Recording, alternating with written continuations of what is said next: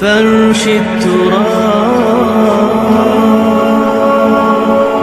يضمني وهو غطاء.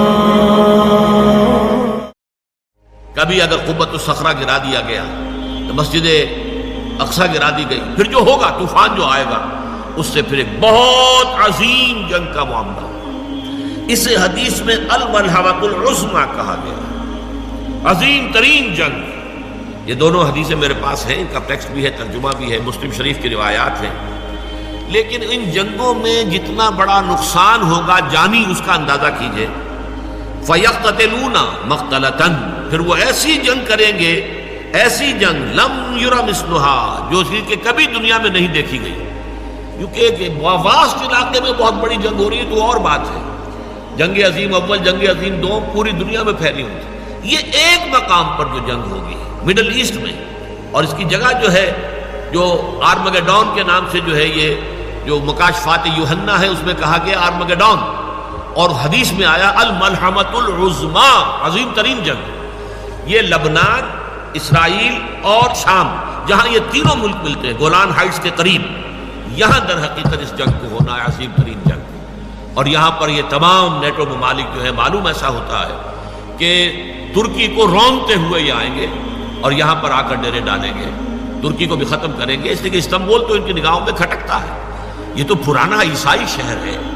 آج صوفیہ جیسا بڑا گرجا یہاں تھا جو آج مسجد بنا ہوا ہے. ہر یورپی عیسائی کے دل کے اندر جو ہے وہ گویا کہ تیر اس کا لگا ہوا ہے، تیر ترازو ہے.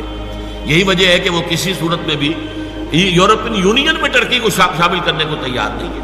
چاہے ترکی ہر اعتبار سے اپنے آپ کو یورپی ثابت کرنے کی کوشش کرے، لیکن نہیں، وہاں جو ہے عورتوں کے لیے سر پر سکارف باندھنا بھی ممنوع کر دیں تبھی وہ انہیں اپنے ساتھ شمار کرنے کو تیار نہیں ہے. اس لیے نقشہ جو ہے آنے والا اس کو اچھی طرح سمجھ لیجئے کہ اس میں جیسا کہ حدیث میں آتا ہے جزیرہ نماء عرب میں بھی بہت بڑا طوفان آئے گا، اور صرف مدینہ منورہ جو ہے اور شاید اس کے نیچے مکہ مکرمہ یہ حجاز کا علاقہ بچے گا، باقی پورے پر جو ہے وہ دشمنوں کا قبضہ ہوگا. اور یہ تمام ممالک جو ہیں ایران، یہ ترکی اور عراق کا معاملہ، یہ سب کا سب بھی ان کے قبضے میں آ چکا ہوگا. یہ بڑی جنگ ہوگی. اس میں الفاظ یہ آئے ہیں حتیٰ یخر میتا حتیٰ ان الطائر لیمر بجنباسہم فلا یخلفوہم حتیٰ یخر میتا فیتعاد بنو الاب کانوا مئۃ فلا یجدونہ بقی منہم الا رجل واحد. اتنی لاشیں ہوں گی کہ ایک پرندہ اڑے گا، اڑتا رہے گا، اڑتا رہے گا. ایک تو ہوتے ہیں گدھ، مردار خور، ان کی بات اور ہے. ایک پرندے، چڑیے، یہ بڑی نفاست پسند ہوتی ہے، یہ گندگی کے اوپر نہیں بیٹھتی، اترنا نہیں چاہتی. لیکن یہ کہ لاشوں سے اور ان کی بدبو سے وہ پورا علاقہ اس بری طریقے سے متاثر ہوگا کہ پرندہ اڑتا جائے گا، اڑتا جائے گا، اڑتا جائے گا، اسے اترنے کی جگہ نہیں ملے گی، یہاں تک کہ تھک کر وہ مر کر مردہ ہو کر نیچے گر جائے گا تو ایک لاش کے اوپر ہی گرے گا. اور اس کے بعد جب گنتی کی جائے گی تو ایک شخص کے 100 بیٹے ہوں گے تو ان میں سے ایک بچے گا. یعنی خاندان مراد ہے. ایک دادا کے فرض کیجئے کہ پوتے یا پڑ دادا کے پڑ پوتے جو ہے 100 تھے. اس بڑے پیمانے پر تباہی عالم عرب کے اوپر آئے گی اس جنگ کے نتیجے.